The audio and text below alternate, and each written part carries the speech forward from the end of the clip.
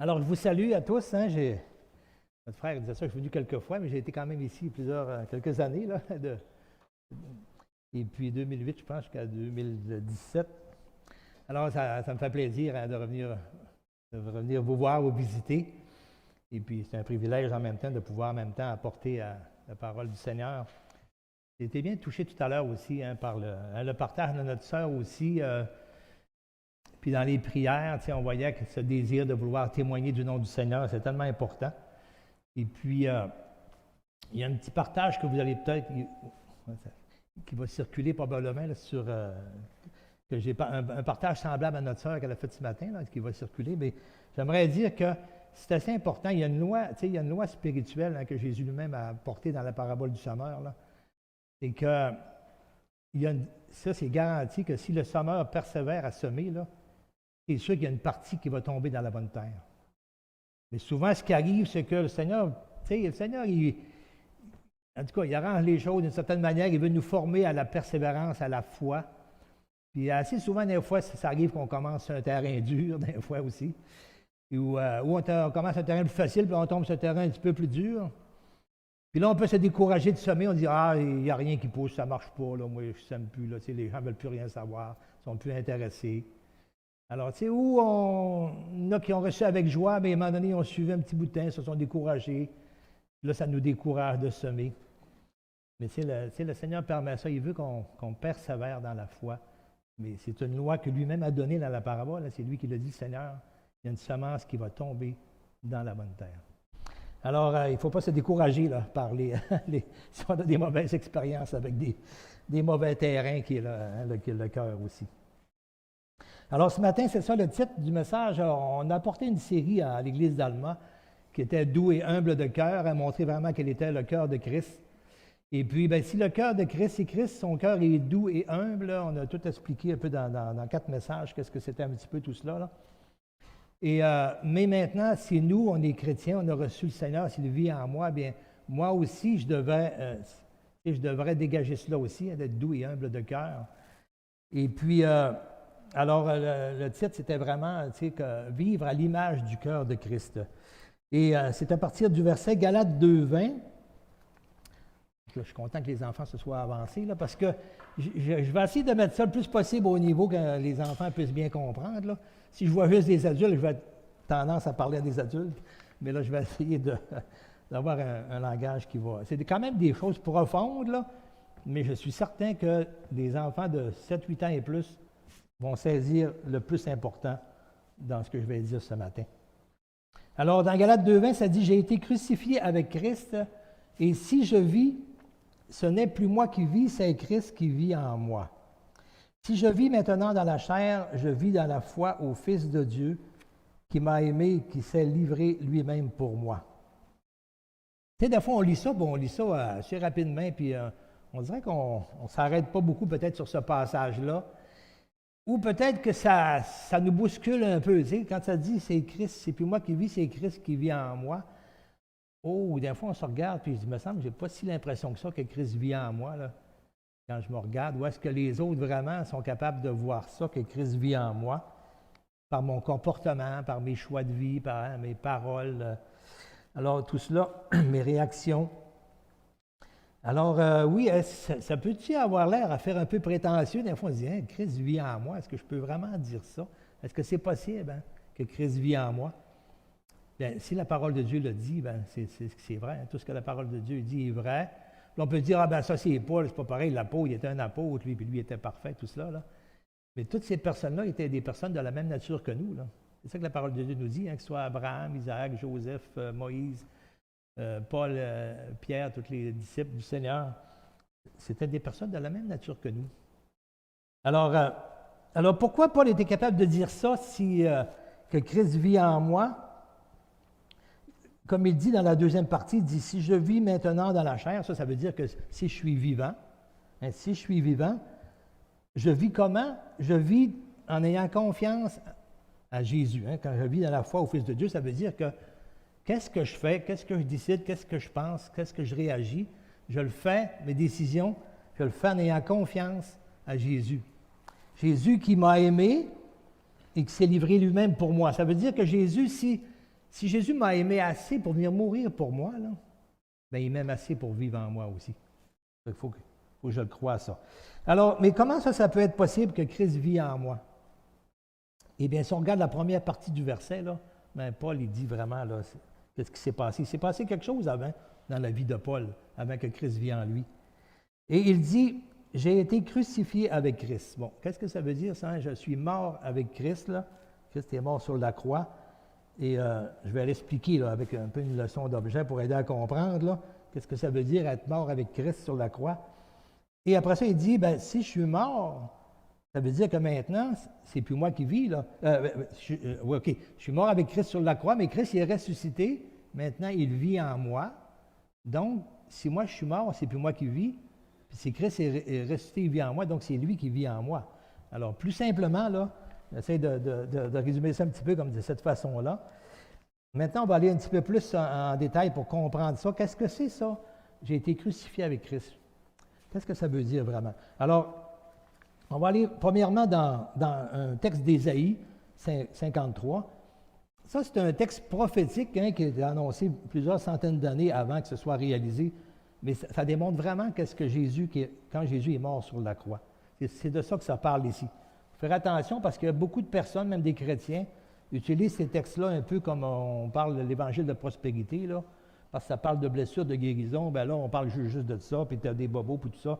Mais ici, le texte, là, c'est pas de ça que ça parle ici, là. Même si à ces termes-là, on va comprendre. Et ça parle vraiment du salut. Jésus est venu mourir sur la croix pour notre salut. Des guérisons, des miracles, il pouvait en faire tant qu'il voulait sans aller à la croix. Mais aller à la croix, c'est pour porter nos péchés, c'est pour notre salut. Alors, il dit à partir du verset 3, « Méprisé et abandonné des hommes, hommes de douleur et habitués à la souffrance, semblable à celui dont on détourne le visage. Nous l'avons dédaigné. » Hein? Des fois, on dit de quelqu'un, heurte, là, on se tourne, puis on ne veut pas le voir. Là. Nous l'avons dédaigné. Nous n'avons fait de lui aucun cas. Hein? On l'a laissé là, on l'a laissé avec ce qu'il a subi comme châtiment. Hein? C'est un peu comme la parabole du bon samaritain. Hein? Tu vois quelqu'un qui est là, qui est mal pris, puis que tu n'en fais aucun cas, tu passes, tu le laisses dans sa misère. Alors, on n'en a fait aucun cas, et cependant, ce sont nos souffrances qu'il a portées. C'est de nos douleurs qu'il s'est chargé, et nous l'avons considéré comme puni, frappé de Dieu et humilié. C'est ce que les gens disaient, hein? Les chefs religieux, bien, c'est ça, c'est Dieu qui le punit, il a blasphémé, tout ça, alors qu'il n'était sans péché, tout au contraire.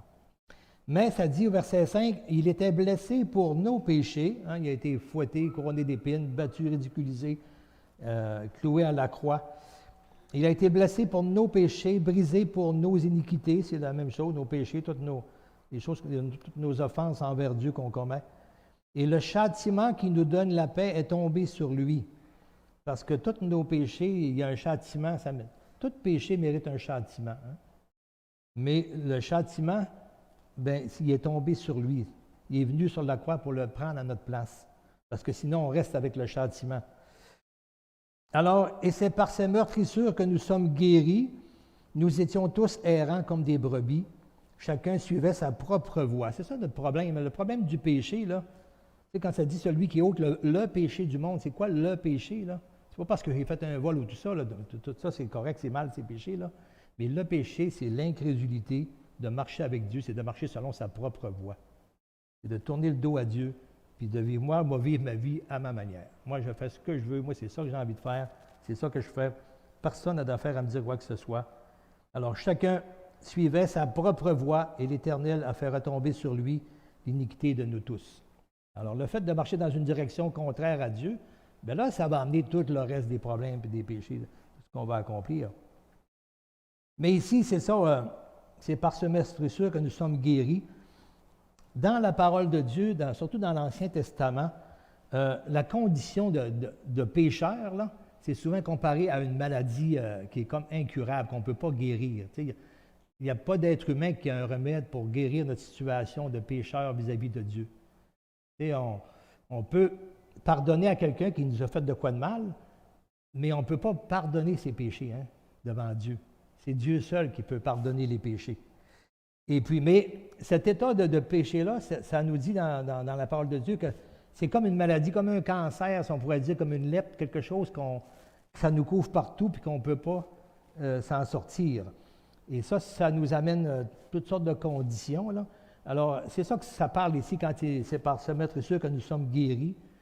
C'est justement de ce problème-là du péché qui nous colle à la peau. Je vais vous lire un petit passage, il n'est pas là-dedans, mais je vais vous le lire dans Ésaïe 1,6. Ça nous dit, on va lire le verset 5 et 6. « Quel châtiment nouveau vous infligez quand vous multipliez vos révoltes? La tête entière est malade et tout le cœur est souffrant. De la plante du pied jusqu'à la tête, rien n'est en bon état. Ce sont que des blessures, contusions et plaies vives, qui n'ont été ni pansées, ni bandées, ni adoucies par l'huile. » Alors on voit cette comparaison avec l'état de péché. Hein? Ce n'est que plaies, ce n'est que maladie infectée, tout cela. Alors c'est de ça qu'il est question ici. C'est par se mettre sûr que nous sommes guéris. C'est vraiment lié à notre salut, à notre condition de péché. Alors, on n'utilise pas ça là, pour l'évangile de la prospérité, comme je n'en vois beaucoup qui publient même sur Facebook, là, qui utilisent ce verset-là d'une mauvaise façon. Ou souvent, on présente Jésus comme une solution. Alors, tu as des problèmes, tu as de la peur, tu as de l'angoisse, tu as une séparation, peu importe. La solution, c'est Jésus. Jésus, ce n'est pas une solution, là. Jésus, c'est le Créateur. C'est la parole faite chair. C'est le Messie, c'est celui qui est venu mourir sur la croix. Alors, le présenter comme une solution à tous nos petits bobos, là, c'est détourner l'accent de ce qu'il est venu faire vraiment. Il est venu pour porter le châtiment à notre place, payer sur la croix. Puis c'est ça la bonne nouvelle, là, parce que le Seigneur pourrait régler tous les petits bobos qu'on a dans notre vie, là, mais si je ne reçois pas le pardon, si je ne reçois pas le pardon, je ne suis pas mieux, là. Alors c'est ça, le principal problème, ce n'est pas toutes les petites maladies qu'on peut avoir, et tout ce qui en découle. Le Seigneur est bien sensible à ça aussi. Là. On vient à lui quand même pour lui demander son aide dans tout ça. Mais ce n'est pas pour ça qu'il est mort sur la croix. Il est mort sur la croix pour nous réconcilier avec Dieu. Parce qu'on est séparés par nos péchés. Alors, dans Jean 3, 14 à 17, ça nous dit « Et comme Moïse éleva le serpent dans le désert, il faut de même que le Fils de l'homme soit élevé, afin que quiconque croit en lui ait la vie éternelle. » Alors ça représente vraiment comme une image dans l'Ancien Testament de ce que Jésus qui est sur la croix. Hein, le peuple avait péché, il avait été rebelle, il avait murmuré contre Dieu. Et puis il y avait une plaie qui s'était répandue vraiment, tous les gens mouraient d'une plaie terrible. Là. Et Dieu demandait à Moïse de comme faire un serpent d'airain, de le mettre sur la croix, sur la perche. Là. Et puis tous les gens qui le regardaient seraient guéris. Là. Ça allait arrêter la plaie. Alors, c'est ça, c'est une figure dans l'Ancien Testament de ce que Christ accomplit aujourd'hui sur la croix. Et d'ailleurs, c'est un symbole qui est resté dans les pharmacies. On voit encore ce symbole-là, hein, la croix avec comme le serpent autour. Là. C'est un symbole de guérison. Alors, verset 16, « Car Dieu a tant aimé le monde qu'il a donné son Fils unique, afin que quiconque croit en lui ne périsse point, mais qu'il ait la vie éternelle. » C'est pour ça qu'il a donné son Fils. Hein? C'est pour qu'on ait la vie éternelle. Dieu, en effet, n'a pas envoyé son Fils dans le monde pour qu'il juge le monde, mais pour que le monde soit sauvé par lui. C'est pour ça que Jésus est venu, pour qu'on soit sauvé. Ce n'est pas pour tout dans le but de tous les petits bobos qu'on a. Là. On va les avoir quand même si on est chrétien. Là, on va vieillir quand même, on va en avoir aussi des maladies. Le Seigneur nous vient en aide, nous donne sa force à travers tout cela, mais il est venu vraiment pour nous sauver du châtiment éternel. Et quand ça dit celui qui croit en lui ne périsse point, mais qu'il ait la vie éternelle, souvent, nous, le mot qui nous accroche, c'est éternel. Mais dans le vrai sens du texte original, l'emphase n'est pas sur éternel, il est sur la vie. La vie qui est plus une vie de qualité de communion, une qualité de communion avec Dieu, c'est plus la qualité que la durée. C'est une communion. C'est une communion avec Dieu vraiment extraordinaire, mais qui ne finira jamais. Mais c'est ça la vie éternelle. Ce n'est pas juste l'éternité, mais c'est une vie. À partir du moment où je reçois le Seigneur dans mon cœur, là, eh bien, j'ai accès à cette communion-là avec Dieu. À partir du moment où j'ai été pardonné, que je me suis converti au Seigneur, que je lui ai demandé pardon pour mes péchés, que je lui ai demandé de me sauver, bien, c'est là que la nouvelle naissance vient. Et là, je peux avoir une communion avec le Seigneur. qui est riche, qui est profonde. Alors,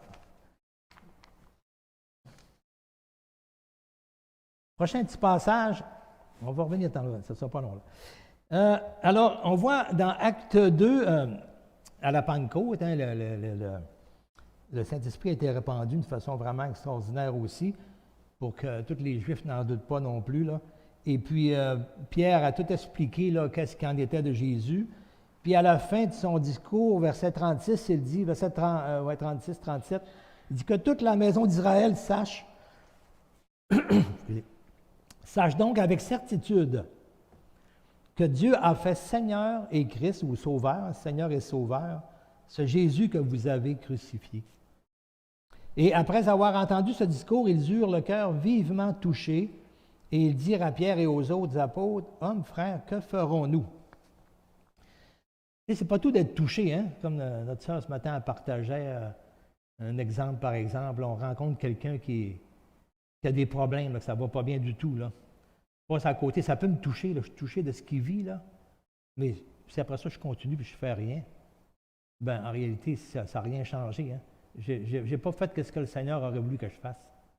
À moins que vraiment d'autres personnes soient là, mais si c'est moi que le Seigneur met sur son chemin, eh bien, peut-être à moi d'intervenir comme la parabole du bon Samaritain. Alors, eux, ils ont eu le cœur touché, comme beaucoup de personnes entendent l'Évangile, puis de savoir que Jésus est mort sur la croix. Ouf, ça devait être... Puis on réalise toute la mort. Ça, on peut être touché de ça, là, mais sans aller plus loin. Sans aller plus loin. Mais là, eux, ils disent à Pierre, mais qu'est-ce qu'on va faire? Qu'est-ce qu'on va faire? On est touché, on est conscient là, que c'est notre faute, qui est mort sur la croix, puis c'était un homme juste, puis on l'a amené là, on a crié crucifié là, c'est terrible ce qu'on a fait là. Mais qu'est-ce qu'on fait maintenant? Et Pierre lui dit, leur dit, repentez-vous et que chacun de vous soit baptisé au nom de Jésus pour le pardon de vos péchés et vous recevrez le don du Saint-Esprit. Repentez-vous. Il faut se reconnaître pécheur devant ça. Il faut que je me reconnaisse, moi, là, je suis coupable de ça, je suis pécheur. C'est de ma faute aussi si Jésus a subi ce châtiment-là. Alors, sa promesse est pour vous, pour vos enfants, ça veut dire pour vos descendants, eux aussi, il va falloir qu'ils croient à un moment donné aussi, et pour tous ceux qui sont au loin, en aussi grand nombre que le Seigneur, notre Dieu, les appellera. Et par plusieurs autres paroles, il les conjurait et les exhortait. On voit quand il insistait, là, c'était tellement important. Sauvez-vous de cette génération perverse. Sortez de cette situation-là dans notre péché. Aujourd'hui, on ne met plus l'accent là-dessus vraiment. On essaie de présenter ça comme du bonbon pour soulager tes petites bobos, là, mais on met de côté là, souvent là, ce que Jésus est vraiment venu faire, puis notre réelle situation. Ce n'est pas juste les problèmes qu'on peut avoir, nos douleurs ou nos maladies, mais c'est vraiment notre situation qu'on est séparé de Dieu pour l'éternité si on ne vient pas à la repentance, si on ne reçoit pas son pardon.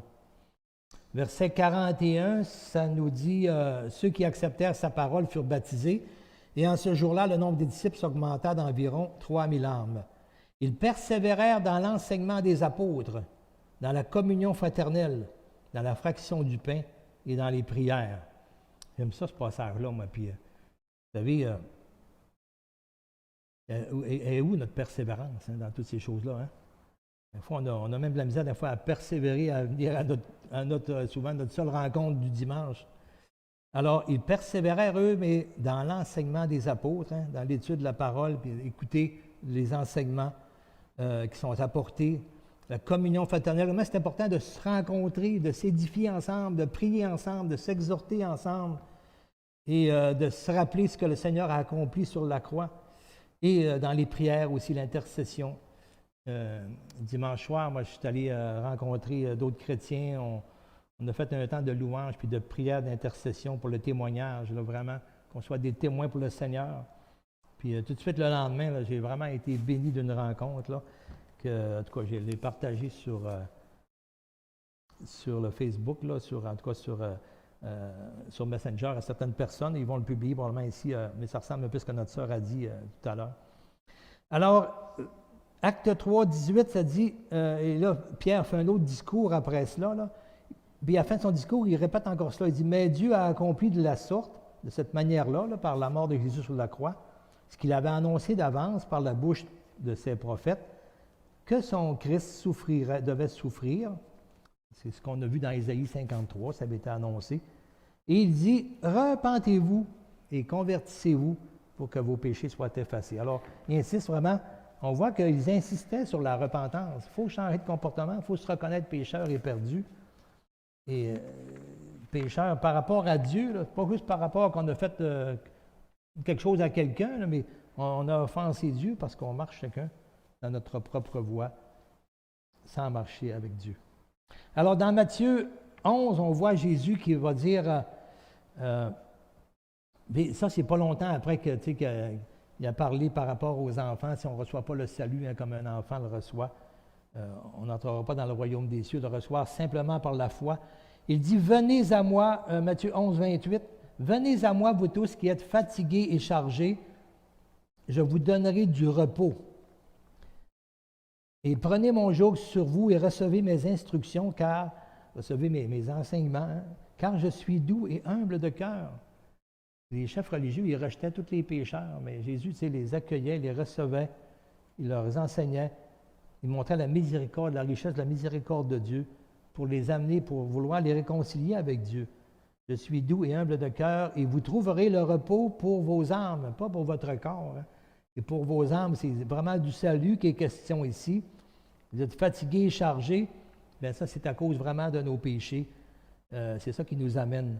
Vous savez, toutes les paroles que Jésus a dites, c'est presque toutes tirées des prophètes de l'Ancien Testament puis dans les psaumes. Puis on voit dans le psaume 32, 1 à 5, je vais vous le lire ici, là, il n'est pas affiché là, mais je vais vous lire ça. Vous allez voir que ça va vraiment à ce que Jésus vient de dire là.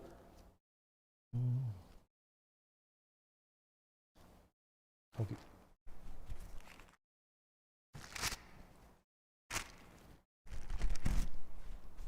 Psaume 32, il nous dit « Heureux celui à qui la transgression est remise, à qui le péché est pardonné. » Au verset 3, il dit « Tant que je me suis tu, c'est tant que j'ai caché mon péché, que je ne me suis pas demandé pardon à Dieu, là, ça dit « Mes os se consumaient, je gémissais toute la journée. » C'est ça, le fatigué et chargé, là.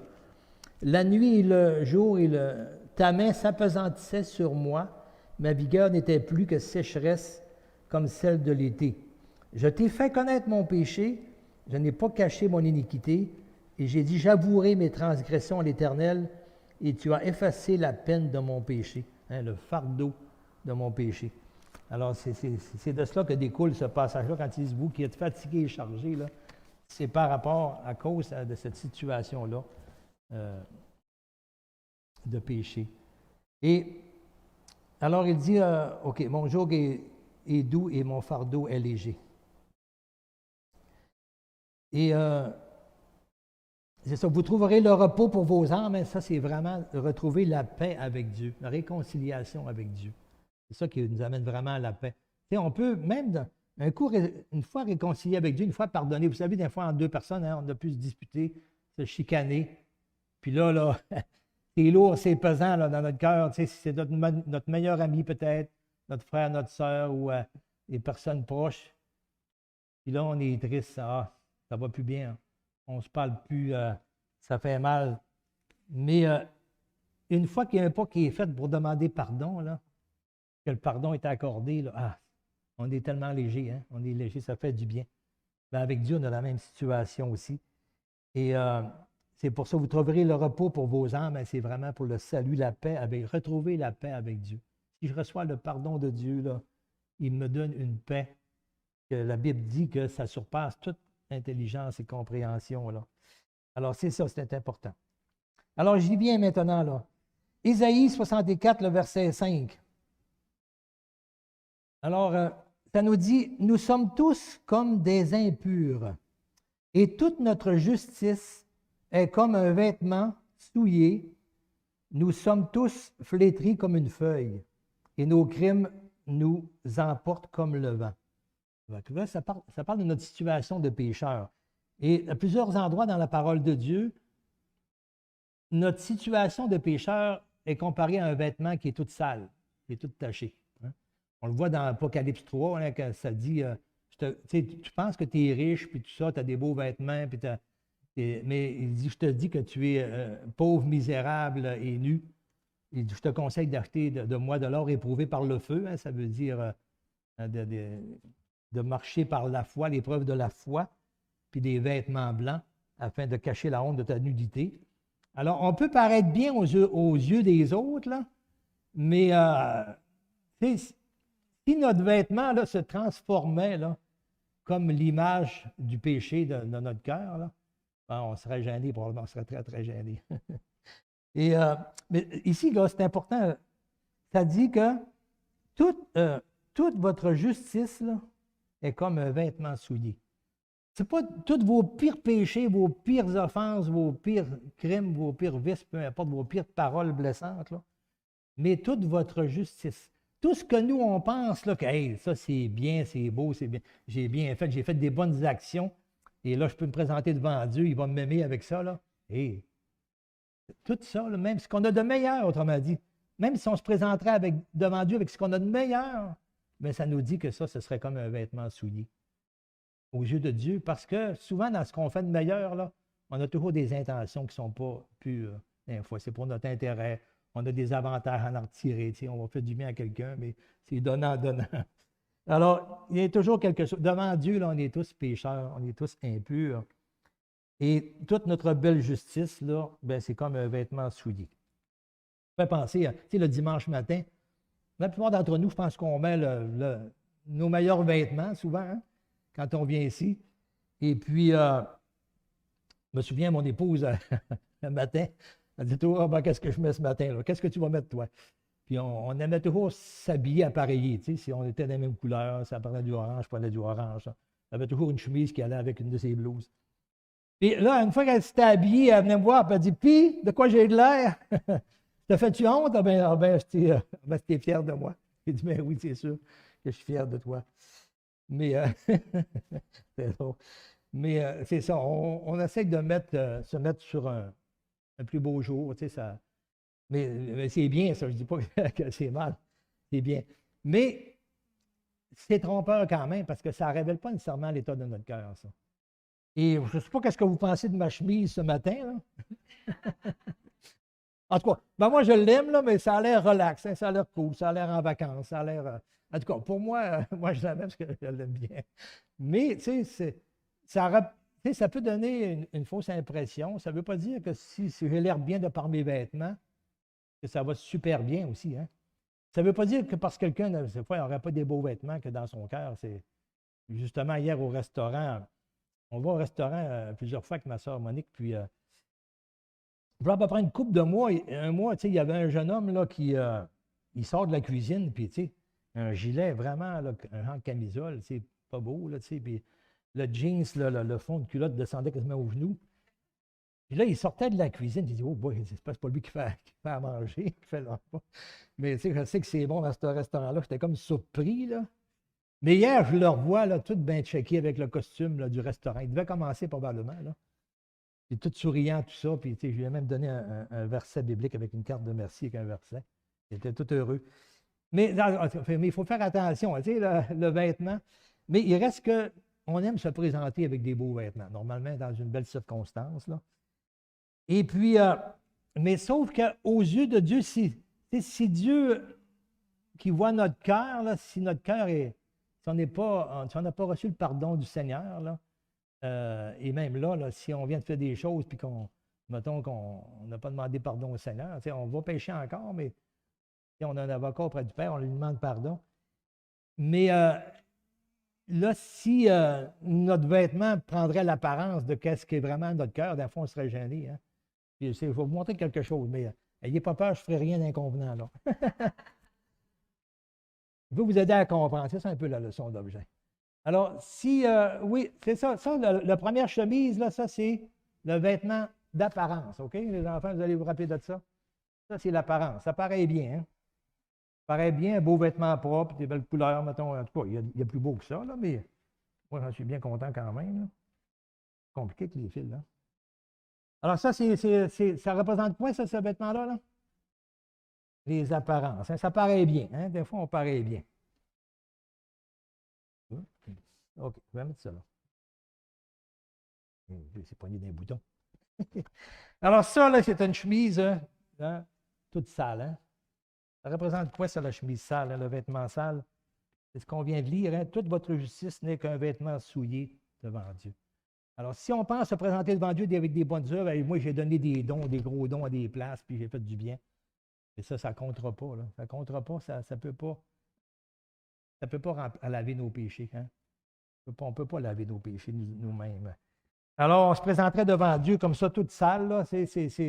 Notre péché, c'est comme un vêtement souillé. C'est ça que la parole de Dieu nous dit. C'est ça qu'on a de l'air en réalité. Alors, mais qu'est-ce que je fais avec ça? Qu'est-ce que je fais avec ça, ce vêtement souillé-là? Alors, mon état de péché. Et c'est ça que Jésus dit, venez à moi, vous tous qui êtes fatigués et chargés. Et si chacune de ces tâches-là là, pèserait, mettons 10 livres, là, ben, j'écraserais à terre. je serais vraiment chargé. Mais c'est ça que ça fait sur notre cœur, dans le fond. Là. Quand on n'a pas demandé pardon à Dieu pour nos péchés, là, à un moment donné, là, on dirait que tout va mal, puis ça vient lourd, puis tout ça. Le Seigneur permet ça, et ça nous dit dans le psaume qu'il appesantit sa main pour que je vienne lui demander pardon, que je me rende compte que je l'offense, pour pas que je continue. Tu sais, comme un enfant, les parents là, qui voient leurs enfants faire de quoi de mal, ils ne laisseront pas continuer, là, tu sais. Ils vont, hein, d'une certaine façon, ils vont mettre leurs mains pour appesantir leur journée, là, dans peut-être des conséquences, tout cela, tu sais, parce qu'ils ne veulent pas que son enfant continue dans une mauvaise voie comme ça. Eh bien, le Seigneur aussi, hein, il va permettre ça, que ça devienne lourd, notre vie. Et souvent, quand des fois, on dit hey, c'est lourd, ma vie, ça ne marche pas. Mais c'est normal, si je ne marche pas dans la direction de Dieu, ça va être lourd, ma vie, toutes sortes de problèmes. Alors, qu'est-ce que je dois faire avec ça? Alors, on a vu dans Ésaïe 53 là, que Jésus a payé sur la croix. C'est pour ça que Jésus est venu sur la croix. Il est venu porter le châtiment de nos péchés. Hein? Il est venu porter cela. Alors, celui qui croit en lui, on a lu dans Dieu a tellement aimé le monde qu'il a donné son Fils afin que quiconque croit en lui ne périsse pas, mais qu'il ait la vie éternelle. Alors, quand Paul dit dans Galates 2:20, il dit « J'ai été crucifié avec Christ », là, ça veut dire que c'est comme un symbole de ce qui s'est passé dans le spirituel. C'est que Christ qui est mort sur la croix, et puis moi, si je dis « Seigneur, je te demande pardon, sauve-moi. Sauve-moi pardonne mes péchés. » Eh bien, à ce moment-là, c'est comme si je prends mes péchés, puis c'est ça que je dois faire avec ma situation. Il faut que je me reconnaisse pécheur. Il faut que j'accepte que je dis, Seigneur, j'ai péché contre toi. Je suis tout souillé, je suis comme ça. Mon âme est comme ça. Là. C'est comme ça que je suis devant toi, Seigneur, je le reconnais. Je le crois. Alors, Seigneur, tu es mort sur la croix. Je crois que tu es mort sur la croix pour porter mon châtiment à ma place de mes péchés. Alors, mes péchés, c'est ça. Ma situation, c'est que... Excusez-moi.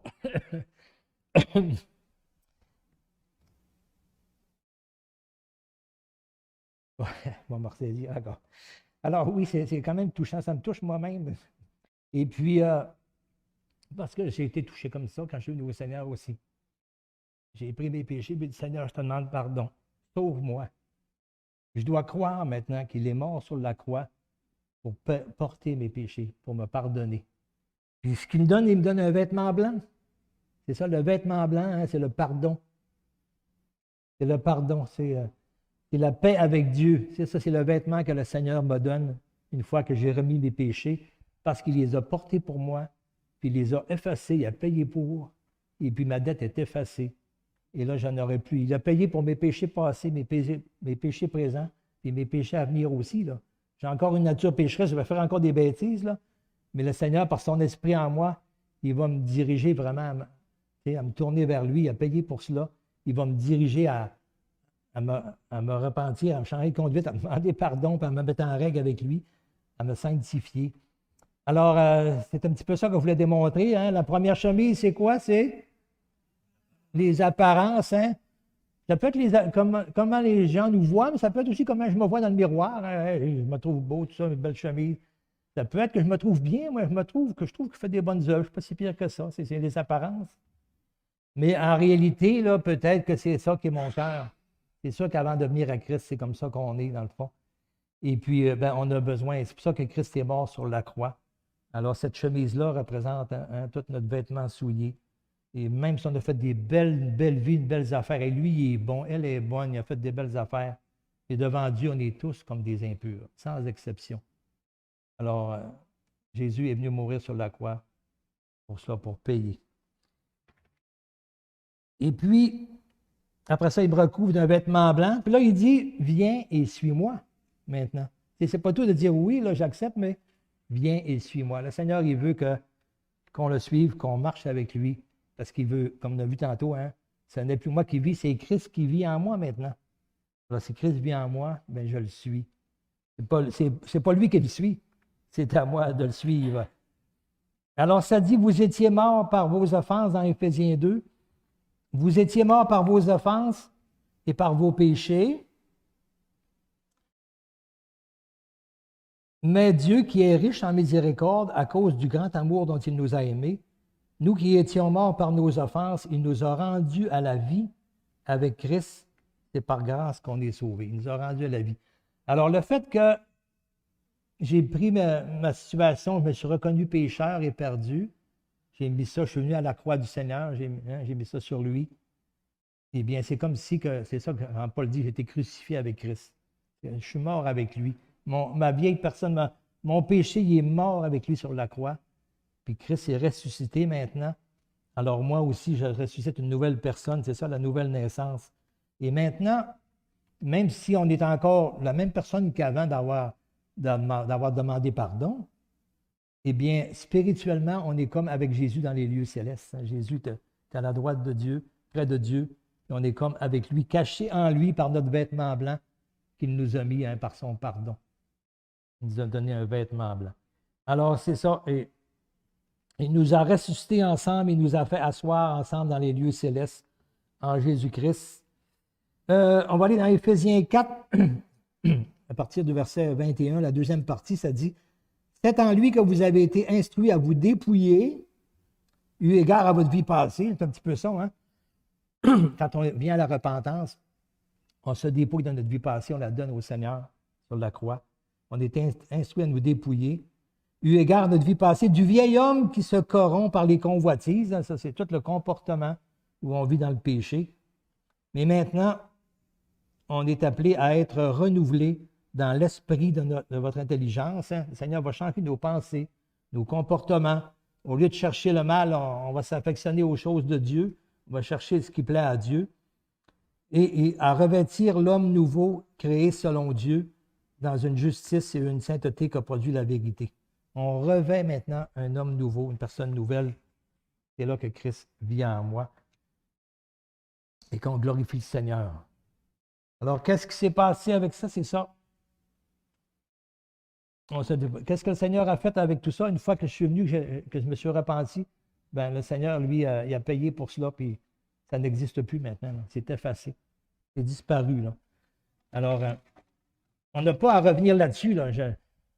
J'ai connu un frère dans le Seigneur. Là, il vivait tellement de doutes et d'insécurité, puis il dit, je ne peux pas comprendre que je suis sauvé, ça ne se peut pas, puis je n'arrive pas à avoir de la joie. Vous autres, vous avez de la joie, moi, j'en ai pas. Vous avez une communion avec Dieu, on dirait qu'il a l'air extraordinaire, puis moi, il me semble que je n'ai pas ça, ce que vous dites là. Puis là, il est tout le temps avec ça, ça fait des années qu'il lutte avec ça, puis il aime le Seigneur, là, puis il lit la parole, puis il croit, il sait que c'est Jésus qui est mort sur la croix, et c'est tout cela, là. Puis il va à toutes les réunions d'église, puis tu sais, il lutte contre, il y a un doute, il y a une peur. Puis là, on s'est parlé cette semaine passée, cette semaine, ouais, 1 heure au téléphone. Il est déménagé près de Vancouver, là, puis on se garde en contact. Et puis, je lui dis ça, je dis, mon frère, tu veux-tu savoir? Il me demande, il dit, Pierre-Paul, c'est quoi mon problème? Il dit, je ne comprends pas. Il dit, je ne suis pas capable d'avoir l'assurance, tout ça, je ne suis pas capable. Mais je lui ai dit, ben écoute, c'est bien simple. C'est que ton pardon, là. Il dit, je ne le mérite pas, je ne le mérite pas. Oui, mais j'ai dit, ton problème, c'est qu'il faut que tu l'acceptes, son pardon. C'est pas parce qu'on le mérite. On ne le mérite pas. C'est lui qui l'a payé à notre place. Mais il faut que tu acceptes, il faut que tu crois qu'il t'a pardonné, que c'est fait. C'est comme si un couple, là, on se dispute toutes les deux. Hein, mettons, le mari a offensé son épouse. Et puis, finalement, cependant qu'il vient lui demander pardon. Puis elle lui dit, oui, je te pardonne. Mais là, il ne veut pas le croire. Ah non, ça se peut pas, je ne peux pas me pardonner. Là, il reste distant. Puis il n'y a pas de communion entre les deux. Il n'y a pas de. C'est froid. Elle a dit, écoute, je t'ai pardonné, là, arrête de revenir là-dessus tout le temps. Alors, mais en tout cas, nous, notre pardon, il n'est pas toujours à 100%, si on peut dire, mais le pardon du Seigneur, lui, c'est sûr qu'il a payé pour, là. Il ne reviendra pas là-dessus. Là. On est couvert, on est caché en Christ. C'est ça, que notre vie est cachée en Christ. Ça. Bon, je continue. J'ai presque terminé, mais cette partie-là, là, c'était la principale, là. Parce que vivre à l'image de Christ, c'était surtout comme la deuxième partie. Mais je passe quand même rapidement. Dans Colossiens 3, 12 à 13, ça dit « Ainsi donc, comme des élus de Dieu, saints et bien-aimés, revêtez-vous d'entrailles de miséricorde, de bonté, de douceur, de patience. Hein? Si je vis maintenant, si j'ai déposé tout ça au Seigneur, et Christ vit en moi, eh bien, je dois vivre comme lui a vécu, là. Revêtez-vous d'entrailles de miséricorde, de bonté, d'humilité, de douceur, de patience. Supportez-vous les uns les autres, et si l'un a sujet de se plaindre de l'autre, pardonnez-vous réciproquement. De même que Christ vous a pardonné, pardonnez-vous aussi. Hein? On doit le faire. Si lui nous a pardonné, et moi je refuse de pardonner, alors si Christ vient en moi, il va me pousser au pardon. Je vais sauter dans Jean 13, là. Je vais aller un petit peu plus loin. Je vais aller dans Éphésiens 4, mon frère. Là. Le temps avance, là, j'ai presque terminé.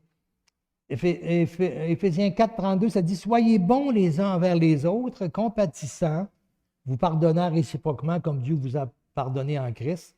Devenez donc les imitateurs de Dieu comme des enfants bien-aimés. » Vous savez, nos enfants, là, mes petits-enfants, j'aime ça les voir. Mais, tu sais, ils sont vraiment aimés, hein? Ça, j'en doute pas. Ils savent qu'ils sont aimés. Mais quand nos parents nous aiment, tu sais, on imite nos parents, hein?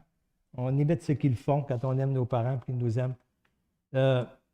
Mais devenez donc des imitateurs de Dieu, hein? Si on est des enfants de Dieu maintenant, eh bien, on devrait imiter ce que Dieu nous demande, hein? On devrait l'imiter et marcher dans la charité à l'exemple de Christ. Philippiens 2, 2, ça dit « Rendez ma joie parfaite, ayez un même sentiment, un même amour, une même âme, une même pensée. Ne faites rien par esprit de parti ou par vaine gloire, mais que l'humilité vous fasse regarder les autres comme étant au-dessus de vous-même. Que chacun de vous, au lieu de considérer ses propres intérêts, considère aussi ceux des autres. Ayez en vous les mêmes sentiments qui étaient en Jésus-Christ. » Si Christ vit en moi, là, je devrais avoir ces mêmes sentiments-là. Puis on voit ici, c'est quoi les sentiments de Christ? C'est qu'il était le Maître et le Seigneur, puis il n'a pas profité de ça pour se montrer. Tous les miracles qu'il a faits, ce n'était pas pour se péter les bretelles, montrer sa puissance. C'était pour vraiment qu'on croit en lui, pour démontrer qu'il était vraiment le Messie, le Fils de Dieu. Et puis, qu'il avait le pouvoir de pardonner les péchés, hein, parce que seul Dieu peut pardonner les péchés. Alors, il a démontré qu'il était vraiment Dieu, qu'il avait le pouvoir de pardonner les péchés. Et nous aussi, lui a regardé notre intérêt. Nous, il nous voyait là, comme séparés de Dieu pour l'éternité. C'est quelque chose, là, sa créature. Il nous voyait séparés de Dieu pour l'éternité. Il a tout fait vraiment pour nous amener au salut. C'est ça les sentiments qui étaient en Jésus-Christ. Il n'a pas regardé à lui, il a regardé à nous, notre état. Un état qui était peut-être répugnant même, mais il nous a aimés, il était doux et humble de cœur envers nous, il était patient, il nous a attirés à lui et il a payé pour nous sur la croix. Alors, on devrait avoir ces sentiments-là aussi, nous, les uns envers les autres. C'est presque terminé. Philippiens 4.4, on le sait bien, réjouissez-vous toujours dans le Seigneur, je le répète, réjouissez-vous. Que votre douceur soit connue de tous les hommes. Hein, la douceur et la joie, ça va ensemble, ça. Le Seigneur est proche, ne vous inquiétez de rien, mais en toute chose, faites connaître vos besoins à Dieu par des prières, des supplications et avec action de grâce. Alors, tous nos besoins, on les fait connaître quand même à Dieu, là, tous nos besoins, nos difficultés, mais la paix de Dieu qui surpasse toute intelligence gardera vos cœurs et vos pensées en Jésus. C'est pas qu'il va tout nous enlever les épreuves, les bobos de la vie, tout ça, là. mais il va garder nos cœurs en Jésus-Christ. Il va nous donner une paix qui va garder nos cœurs, qui surpasse toute chose, là. Alors, c'est ça qu'il va faire. Et réjouissez-vous toujours dans le Seigneur. Vous savez, il y a des chrétiens qui sont toujours tristes, abattus, négatifs, critiqueux. Ça va bien mal, c'est ça. Mais c'est pas ça qu'on devrait être, là. Réjouissez-vous toujours dans le Seigneur. Ça ne veut pas dire qu'on se réjouit du malheur des autres ou des problèmes qu'il y a dans le monde, là. On est touché par cela, mais on devrait être conscient de ce qu'on appartient au Seigneur, de la grâce qui nous est faite, du privilège qu'on a de le connaître, et de dire, Seigneur, bien, utilise-moi là, pour que d'autres personnes puissent entendre cette bonne nouvelle-là et venir à toi, eux aussi.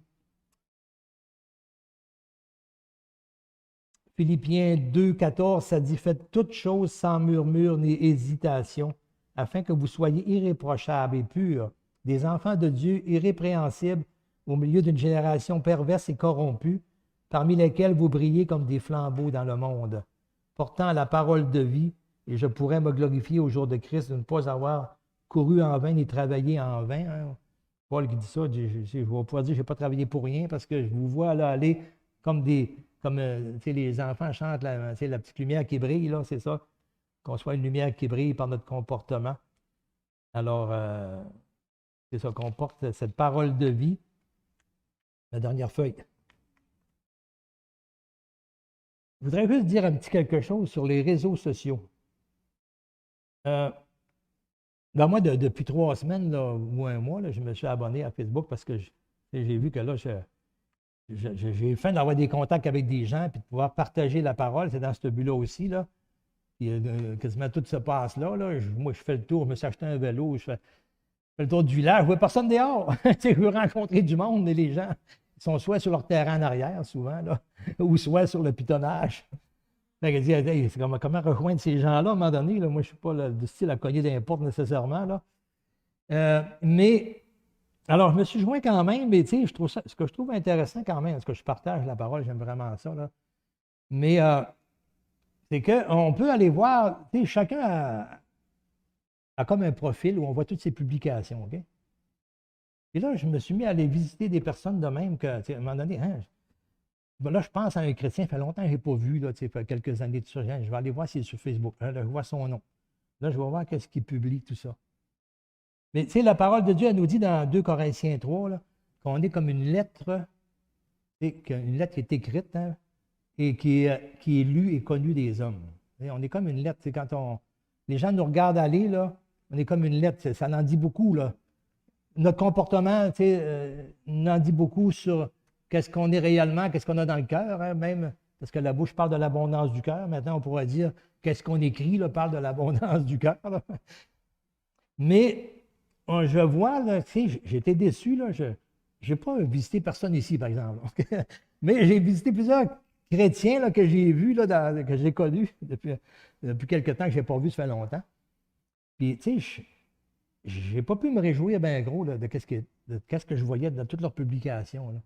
Je ne voyais pas de bonnes nouvelles, je ne voyais pas toutes sortes d'affaires de plaisanteries ou n'importe de quoi. Il y a des choses que c'est pas grave, là, mais tu sais, je me suis dit, mais pourquoi que cette personne-là, il ne saisit pas l'occasion des fois là, de dire un petit mot, de répondre à quelque chose, là, puis d'amener quelque chose d'édifiant, puis d'encourageant, puis d'exhortant, d'en profiter. Et ça m'a attristé, puis des fois, je reculais 2 ans en arrière, tu vois, là, tu veux reculer pas mal, là. J'ai même vu quelqu'un, là, pourtant, il disait là, que lui, il avait été ancien dans une autre église, puis qu'il voulait enseigner tout ça. Puis j'ai tout regardé son Facebook, là, puis c'est juste des critiques contre le gouvernement, contre toutes sortes d'affaires, contre tout ce qui va dans le monde. Et ça me faisait de quoi? Ça me faisait quelque chose. Ça nous dit, réjouissez-vous toujours dans le Seigneur. Ça dit qu'ils sont beaux sur les montagnes, les pieds de ceux qui annoncent de bonnes nouvelles. Tu sais, quand on dit, et que c'est donc beau, hein? Et que c'est donc beau, quand on dit ça, ça veut dire que. Mais la parole a dit ça, là, de celui qui témoigne, là. Et qu'ils sont beaux, les pieds de ceux qui annoncent. Les pieds, ça veut dire de ceux qui se déplacent pour aller vers les autres. Et que c'est beau quelqu'un qui va vers les autres pour annoncer la bonne nouvelle. Et que c'est beau. Dans le ciel, là, c'est extraordinaire. C'est ça que les gens devraient lire dans notre vie, même dans nos réseaux sociaux. Les gens devraient remarquer cela. Parce qu'on peut, c'est marqué des fois, bon, Pierre-Paul, dites ce que vous pensez. Tu sais, là tu écris un texte, là, après ça dit publier. Alors, alors tu as le choix, tu as la liberté là, d'écrire des choses, puis de réfléchir, de prier avant. Ben, moi, je me dis, il faut en profiter, il faut en profiter. Alors, des fois, il y a des commentaires qui sont apportés. Puis, moi, je suis sur les réseaux avec toute ma belle famille aussi, puis tu sais, j'aime vraiment ça, là, tu sais, parce qu'avant ça, on ne se parlait pas beaucoup, là, puis là, tu sais, je réponds à des choses, puis tu sais, j'essaie d'apporter là, un côté pour tu sais, les amener tranquillement, pas vite, là, sans mettre trop des grosses bouchées, là, mais les amener à réfléchir par rapport à Dieu. Là. Alors ça, c'est important, ça. C'est important. Quelle lettre sommes-nous? Qu'est-ce que les gens lisent quand ils nous regardent, quand ils nous lisent, quand ils nous écoutent? Colossiens 3, ça dit 1 à 4. Si donc vous êtes ressuscités avec Christ, cherchez les choses d'en haut, hein, les choses que Dieu veut, sa parole. Qu'est-ce qu'il nous demande? Où Christ est assis à la droite de Dieu. Qu'est-ce que tu veux que je fasse, Seigneur? C'est quoi ta volonté? Affectionnez-vous aux choses d'en haut. Aimez-les. Là. David disait, oh, combien j'aime ta parole, ô Éternel. Hein? Affectionnez-les et non pas affectionner celle de la terre. Et souvent, sur les réseaux, on voit, là, c'est vraiment de l'affection à l'extrême, une fois pour les choses du monde, là. Mais je ne vois pas l'affection des choses de Dieu. C'est triste. Hein? Alors, car vous êtes morts et votre vie est cachée en Christ, en Dieu, avec Christ en Dieu. Hein? Alors, ma chemise qui était sale, tout ça, était disparue. Maintenant, le Seigneur m'a mis un vêtement blanc. Et même si je pêche encore, bien, Seigneur, je te demande pardon. Il a payé pour cela. Puis je suis comme caché maintenant. Je suis comme caché avec lui. Et il ne reviendra plus jamais là-dessus, le Seigneur. Alors, quand Christ, votre vie paraîtra, alors vous paraîtrez aussi avec lui dans la gloire. On aura quand même des comptes à rendre comme chrétiens de ce qu'on a obéi ou pas obéi au Seigneur, là. Mais il n'y aura plus aucune condamnation pour ceux qui sont en Jésus-Christ. Mais il faut falloir rendre compte de tout ce qu'on a fait ou ce qu'on n'a pas fait quand même, là, comme enfant de Dieu, comme témoin de Christ. Jean 14, 23, il dit, Jésus lui répondit, si quelqu'un m'aime, il gardera ma parole. Et mon Père l'aimera. Nous viendrons à lui et nous ferons notre demeure chez lui. Hey, c'est quelque chose, hein? Le Seigneur qui vient faire notre demeure chez moi. Et demeurer, hein, ça veut dire de rester là, de vivre là. Là. Tu sais, c'est pas juste se rencontrer même sur le trottoir. Là. Quand on dit à quelqu'un où tu demeures, toi, ça veut dire où tu vis, où tu manges, où tu couches, où tu dors. Tu sais, où sont les tiens, ta vie de famille. Bien, le Seigneur dit, hein, si quelqu'un m'aime et qui garde ma parole, je vais venir et je vais demeurer chez lui. Hey, c'est quelque chose, hein? Que le Seigneur soit dans ma maison. Et ça, c'est vraiment extraordinaire. Le dernier verset, Apocalypse 3, 20. Voici, je me tiens à la porte et je frappe. Ça veut dire, la porte, c'est notre cœur. Hein? Le Seigneur, il frappe à notre cœur. Là. Il dit, si quelqu'un entend ma voix et ouvre la porte, j'entrerai chez lui, je souperai avec lui et lui avec moi. On voit que le Seigneur, il veut hein, une communion profonde avec lui. Et quand on parle de souper ensemble, c'est pas comme juste se croiser un ami sur la route, salut. Mais quand ça dit que moi, je veux aller chez toi, là, puis je veux qu'on mange ensemble, là, ça veut dire là, quelque chose de pas mal plus sérieux, hein, comme relation, une relation qui est proche. Et normalement, un souper, on fait ça avec nos meilleurs amis, ceux avec qui on est plus intime, qu'on veut vraiment jaser de toutes sortes de choses, ouvrir notre cœur sans gêne, sans peur. Alors, le Seigneur, il veut cette relation-là avec chacun de nous. Est-ce qu'il frappe à ton cœur ce matin aussi? Hein? Est-ce qu'il frappe à ton cœur? Est-ce que ça fait peut-être un petit bout de temps, tu as déjà ouvert, mais tu as comme refermé un peu la porte peut-être? Là? Mais est-ce que le Seigneur frappe à ta porte ce matin, à ton cœur? Parce qu'il veut que tu ouvres maintenant. Parce que c'est ça qu'il veut avec toi, cette relation profonde-là. Une réconciliation avec le Père. C'est ce que Jésus, pour ça, qui est mort sur la croix. Pour nous réconcilier avec Dieu, afin qu'on puisse avoir ce bon temps-là avec le Seigneur. Jésus dit, je suis le pain de vie, hein? Le pain qui descend du ciel. C'est une nourriture qui vient de Dieu. Et combien j'aime, moi, Seigneur, quand tu nourris mon âme. Et nourrir son âme, c'est tellement bon. Ça va faire-tu du bien quand Dieu nourrit ton âme, là? Tu lis la parole, puis ça nourrit, là, c'est bon. Tu goûtes combien le Seigneur est bon. Eh bien, c'est ça qu'il veut faire. Alors, il faut l'accepter, ce pain-là. le pain de vie. Là. Amen.